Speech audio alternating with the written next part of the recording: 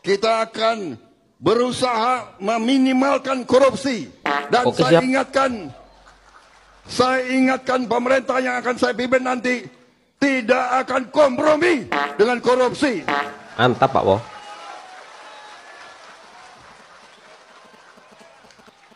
Dan Mantap, saya Pak Wo. tidak gentar. Saya ingin menghilangkan kemiskinan dari bumi Indonesia. Lantang banget. Indonesia gelap. Gelap. Indonesia gelap.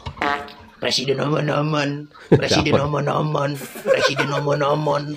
Emang susah kalau punya presiden agak mau turun ke masyarakat. Yang didengerin tuh cuma kroni-kroninya doang tuh, para mafia-mafia tuh.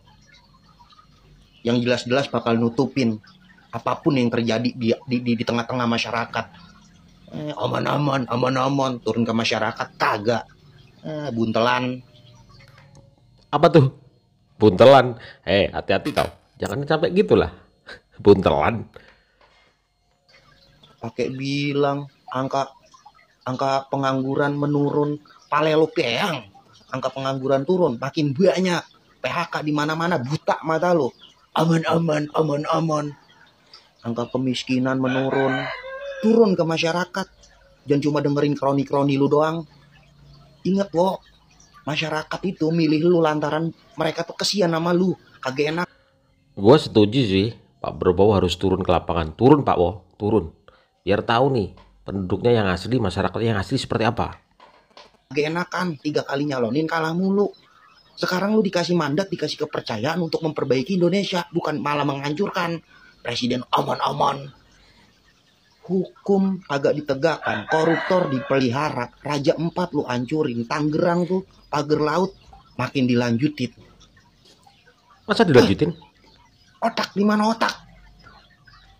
Aman-aman, aman-aman. Bisanya apaan sih lu cuman aman-aman, aman-aman sama begini-begini nih. Ngapain lo? Mau jadi sarimin lo begini-begini? Pemain-pemain yang punya agenda lain daripada kita. Ada yang niatnya hanya cari keuntungan sebesar-besarnya, tidak peduli rakyat kondisinya kayak apa. Bila perlu, rakyat dimiskinkan terus.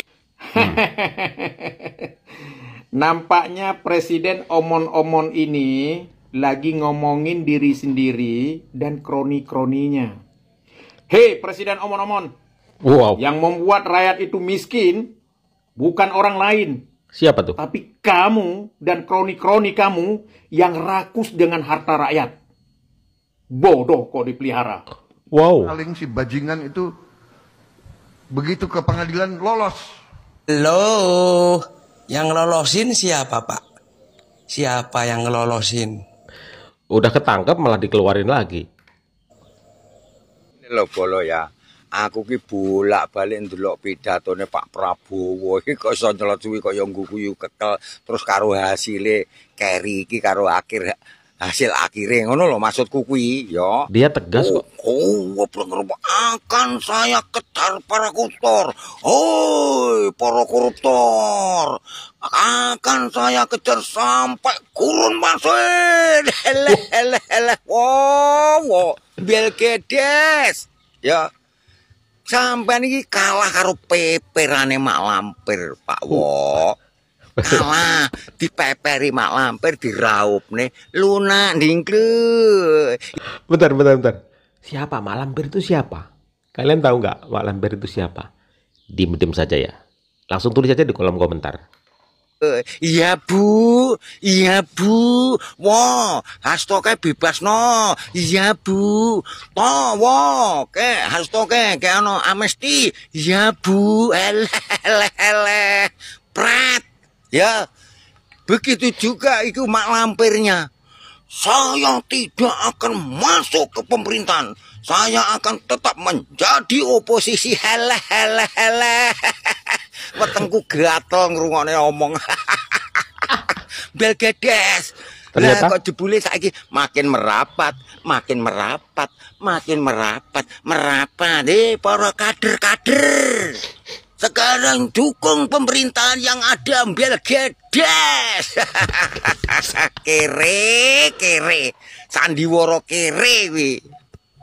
Setelah keberhasilan demo di Pati itu banyak sekali komentar, ayo bisa yuk kita demo Prabowo, turunkan Prabowo. Nah ini gini, nggak semudah itu teman-teman ya. Kita tahu Prabowo ini pertama masih 1 tahun menjabat lah ya. Sebenarnya masih bisa ditoleransi dengan segala kekurangannya. Tapi karena banyak masyarakat yang merasa apa ya, sangat tidak bisa menerima dengan keputusan Prabowo membebaskan para koruptor ya.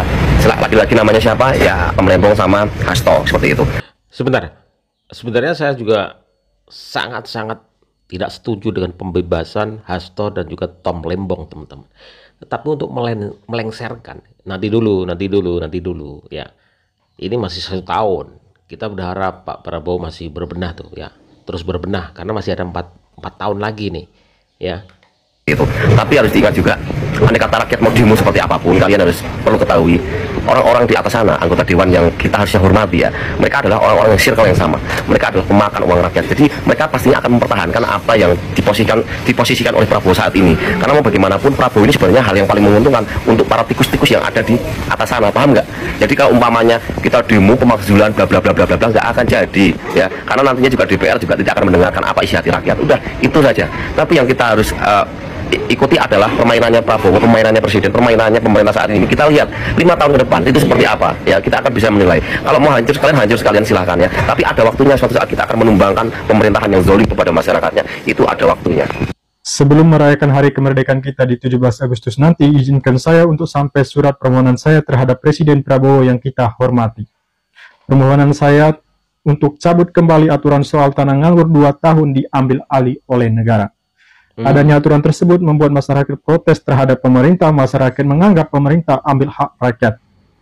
Coba Bapak pikirkan, kami punya tanah nganggur untuk diwariskan ke anak kami yang masih kecil. Kelak dia akan menjadi dewasa dan punya keluarga sendiri. Dengan adanya aturan ini, nanti anak kami tinggal di mana Pak? Kalau anak tunggal nggak apa-apa. Tapi kalau anak sampai 3, 4 gimana Pak? Coba Bapak pikirkan, susahnya jadi kami yang merasa ditekan oleh pemerintah. Kami ingin janji Bapak terpenuhi. Pak Prabowo pernah menyatakan bahwa bangsa yang merdeka adalah bangsa di mana rakyat merdeka, rakyat harus bebas dari ketakutan, bebas dari kemiskinan, bebas dari penindasan, bebas dari penderitaan. Tapi kenapa Pak, kami sebagai masyarakat sekarang merasa ketakutan, tanahnya diambil, ATM-nya diblokir. Saya mohon maaf jika ada kata-kata yang kurang tepat. Terima kasih. Menurut saya, undang-undang perampasan aset tindak pidana ini penting segera diselesaikan. Karena ini adalah sebuah mekanisme untuk pengembalian kerugian negara dan bisa memberikan efek jera. Dan saya harap pemerintah DPR dapat segera membahas dan menyelesaikan undang-undang perampasan aset tindak pidana ini. Saya mendukung undang-undang perampasan aset. Sebentar. Prabowo, Jokowi, semuanya menggaungkan itu. Perampasan aset koruptor, tapi nyatanya di mana itu? Apakah mandek di DPR? Apakah ditahan oleh DPR, parlemen? Dulu pada saat Presiden Jokowi meminta disahkannya RUU perampasan aset koruptor, anggota DPR diam, tidak segera disahkan, karena memang sengaja tidak mau mengesahkan. Pada saat Presiden Prabowo Subianto meminta dibebaskannya terpidana koruptor, anggota DPR langsung menyetujuinya. Ada apa Jenderal? Ada apa? Dan kalian wahai DPR, ada apa dengan Anda? Pak Presiden Prabowo, pada saat Anda memberikan amnesti dan abolisi terhadap terpidana korupsi, dan kemudian DPR RI merestui, ini jelas pengkhianatan terhadap seluruh rakyat Indonesia. Dan ini jelas-jelas bentuk pengkhianatan terhadap komitmen penegakan hukum di Indonesia, terutama pemberantasan korupsi. Di tengah upaya penegakan hukum, Bapak justru memilih membebaskan terpidana korupsi. Lucu Pak, sangat menyakitkan. Langkah yang Bapak ambil jelas merusak citra Bapak sendiri sebagai presiden. Bapak adalah presiden yang buruk dan sudah pasti akan melemahkan kepercayaan publik terhadap sistem hukum di Indonesia. Belum lagi rakyat dibuat susah dan resah oleh kebijakan lain, seperti rencana pemblokiran rekening yang menganggur, hingga penyitaan lahan HGB dan HGU yang tidak produktif atau nganggur selama 2 tahun. Di media sosial dan di tengah-tengah masyarakat seluruh Indonesia, Bapak menjadi perbincangan buruk. Ini gelar Anda viral sebagai presiden yang buruk, presiden yang omon-omon. Ini merupakan simbol kekecewaan kami rakyat Indonesia terhadap kebijakan Bapak. Kekecewaan rakyat terhadap janji-janji kampanye Bapak. Jadi semuanya kan jadi keingat janji-janjinya, bagaimana ketegasannya ketika kampanye. Ya tentu saja itu terngiang-ngiang di pikiran dari pendukung dan orang-orang di Indonesia, teman-teman ya. Bagaimana dia menggebrak meja tentang korupsi, tetapi nyatanya yang dianggap omon-omon. Apakah ini petanda kemunduran penegakan hukum di Indonesia? Atau memang ada kompromi politik demi kekuasaan baru? Rakyat hanya bisa bertanya-tanya, mana janji perampasan aset koruptor yang dulu dielu-elukan? Saudara-saudara, dalam rangka juga pemberantasan korupsi, saya mendukung undang-undang perampasan aset. Saya mendukung. Itu. Tapi kini, Bapak malah memilih untuk membebaskan terpidana korupsi. Sangat mengecewakan rakyat, Pak. Bapak sudah mengkhianati rakyat. Bapak sudah menyakiti hati seluruh rakyat Indonesia. Dan Bapak telah mengkhianati janji-janji Bapak sendiri. Ingat, Pak, janji Anda akan dipertanggungjawabkan di akhirat nanti. Jangan main-main dengan janji, Pak. Apalagi Anda sudah bersumpah kepada seluruh rakyat Indonesia dan telah bersumpah kepada Tuhan. Ingat baik-baik, Pak. Sebelum terlambat, segerakan. Bapak segera mengupayakan untuk merealisasikan janji-janji Bapak dulu. Sehat-sehat selalu Pak Presiden Prabowo. Panjang umur. Segera realisasikan janji-janji dan sumpah Bapak dulu. Terima kasih. Indonesia Jaya. Saudara-saudara, dalam rangka juga pemberantasan korupsi, saya mendukung undang-undang perampasan aset. Saya mendukung. Bagaimana menurut Anda, saudara-saudaraku? Pak Prabowo Subianto, pekerjaan saya saat ini hanyalah seorang TKW atau babu yang saat ini di luar negeri, Pak. Nah, saya tahu Bapak itu baik hati kepada siapapun ya, termasuk kepada Tom Lembong, juga kepada Hasto Kristianto yang memberikan amnesti juga abolisi, ya kan? Serta Bapak juga bersedia memberikan pajak impor dari Amerika Serikat 0% dan Bapak juga bersedia untuk membagi 2 pulau Hambalat dengan kerjasama dengan Malaysia. Ya kan, Pak? Nah, karena Pak Prabowo ini sangat baik hati, saya meminta kebaikan hati Bapak dengan saya meminta dana hibah senilai 1 triliun rupiah dari Bapak Prabowo Subianto serta tanah 1000 hektar untuk saya pribadi dan gua juga mau minta lah. Gua mau minta Pak Prabowo lah 1 triliun dari Bapak Prabowo Subianto, Presiden Republik Indonesia saat ini. Tolong ya Pak ya, penuhi permintaan saya, karena ya sehari-hari saya hanya bekerja sebagai TKW yang merawat lansia. Berapa sih gajinya seorang TKW Pak per bulan? Nggak banyak. Permintaanku nggak berat loh Pak, cuma uang 1 triliun sama tanah 1000 hektar aja kok. Terima kasih ya Pak ya. Gua juga mau. Kamu nggak merinding lihat peristiwa yang saya stit ini, ada yang salah dengan hatimu. Apa tuh apa? Bayangin, 79 tahun Indonesia merdeka, 69 tahun Indonesia diobok-obok sama pemerintahnya sendiri. Indonesia gitu ya? Dihabiskan sama elit-elitnya sendiri. Hanya 10 tahun. Dalam waktu 79 tahun terakhir, 10 tahun terakhir ini, Indonesia dicungkir balikkan oleh Jokowi. Politiknya dicungkir balikkan oleh Jokowi. Berasa nggak kamu 10 tahun ini, elit-elit gigit jari? Kamu pikir, saya cuplik omongannya Pak Jokowi ya, kamu pikir merebut Freeport gampang? Kamu pikir merebut Blok Rokan gampang? Kamu pikir merebut Blok Mahakam gampang? Kalau gampang, 60 tahun sudah dikerjakan sama presiden-presiden sebelum saya. Itu yang tentara-tentara itu kemarin kemana? Ya, yang 10 tahun dikasih kesempatan memimpin Indonesia. Hanya Pak Jokowi terkenal dengan nama pemain catur ulung. Tahun-tahun sebelumnya bukan tidak ada anggaran loh, Jess. Ada anggarannya. Cuman kamu tahu enggak apa yang dikerjakan sama orang terdahulu?